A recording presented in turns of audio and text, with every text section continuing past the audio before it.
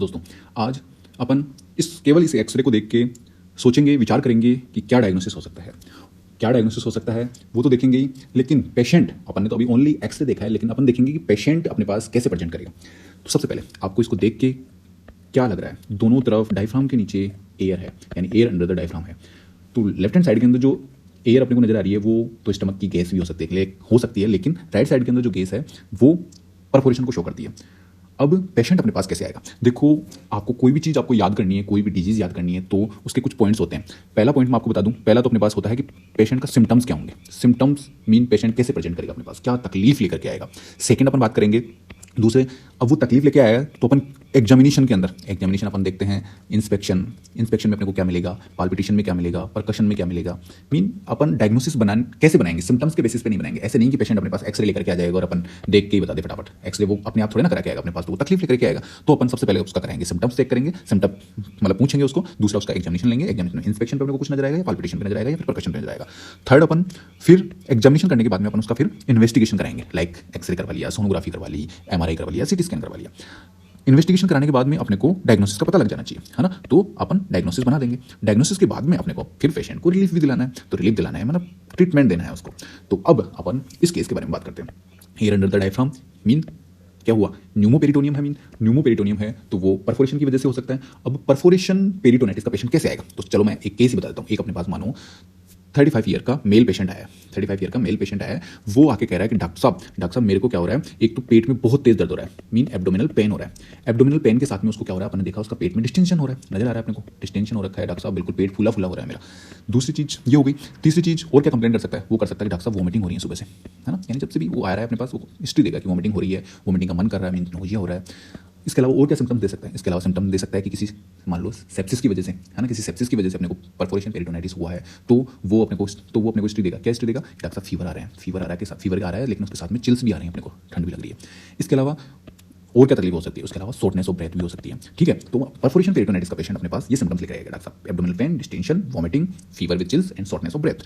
अब अपन क्या करेंगे, अपन उसका एग्जामिनेशन करेंगे तो अपने को क्या मिलेगा, अपन पाल्पिटेशन करेंगे, पाल्पिटेशन में इंस्पेक्शन में तो अपने को क्या मिल जाएगा, एब्डोमिनल डिस्टेंशन नजर आ जाएगा। पाल्पिटेशन करेंगे, पाल्पिटेशन में अपने को मिलेगा क्या मिलेगा, रिजिडिटी मिलेगी, हाथ ही नहीं लगाने देगा डॉक्टर साहब को, गार्डिंग नजर आ जाएगी। ठीक है, ये बिल्कुल भी टच नहीं करने देगा। तो फिर अपन ऐसा मतलब अपने सिम्टम्स और एग्जामिनेशन से अपने को थोड़ा सा आइडिया लगता है कि पेशेंट को क्या हो सकता है। तो अपने एक्सरे करवाया तो अपने को ये दोनों चीज़ें क्या, दोनों तरफ अपने को एयर नजर आ गई, below the diaphragm, air under the diaphragm. तो अपने डायग्नोसिस बना लिया कि भैया परफोरेशन पेरिटोनाइटिस हुआ है।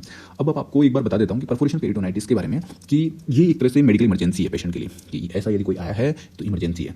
इमरजेंसी आपको क्या करना है वो बाद में बताऊंगा, लेकिन ये बता देता हूँ कि परफोरेशन क्या होता है। परफोरेशन क्या होता है कि कोई भी अपने जो ऑर्गन है अंदर, मोस्ट कॉमनली जो ऑर्गन परफोरेट होता है वो होता है अपना स्टमक होता है। स्टमक ही क्यों होता है ये बता दूं, क्योंकि अपन जानते हैं मैक्सिमम लोगों के पेप्टिक अल्सर की प्रॉब्लम होती है। अभी पेप्टिक अल्सर क्यों होता है, या तो वो मिर्च मसाले वाली चीज़ें ज़्यादा खा रहे हैं, या दूसरी चीज़ें वाटर इनटेक सही से नहीं कर रहे हैं। तीसरी चीज़ बता दूं आपको कि थोड़ा सा हेडेक हुआ, हाथ पाँव में दर्द हुए, क्या लेते हैं, एनसेड्स ले लेते हैं, लाइक आइबुप्रोफेन, पैरासिटामोल खूब खाते हैं दबा के, तो उसकी वजह से पेप्टिक अल्सर हो जाएंगे और फिर स्टमक का परफोरेशन हो जाएगा।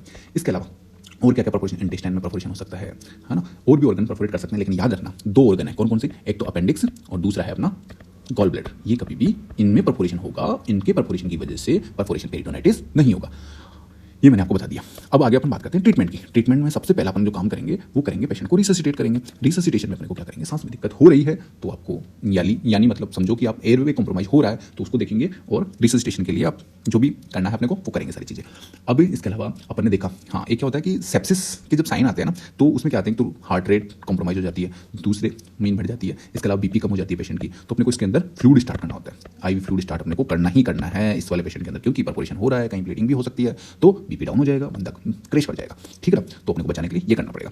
और इसके बाद में अपने को क्या करना है, यानी सबसे पहले अपने को क्या करना है, IV फ्लूइड लगाना है और रिससिटेशन करना है। लेकिन अपने को मेन कॉज कहाँ परफोरेट हो रखा है उसको देखने के लिए तो एब्डोमेन को ओपन करना पड़ेगा, मीन एक्सप्लोरेटरी लेप्रोटोमी करना पड़ेगी। जहाँ पे परफोरेशन हुआ है उसको अपने को क्योर करना है, क्योर करके फ्री करना है। यही है, आई थिंक मैंने कोशिश की है आपको कैसे अपने पास केस आएगा उसको कैसे समझना कैसे सिम्टम्स से समझना है। बस स्टेप फॉलो करना है आपको। स्टेप क्या फॉलो करनी है, सबसे पहले उसके सिम्टम्स देखने हैं, सिम्टम्स के देखने के बाद उसका एग्जामिनेशन करना है, एग्जामिनेशन करने के बाद इन्वेस्टिगेशन करानी है, डायग्नोसिस बनाना है, फिर ट्रीटमेंट को रूल को फॉलो करना है। पेशेंट फ्री, पेशेंट भी मस्त, आप भी मस्त। Thank you.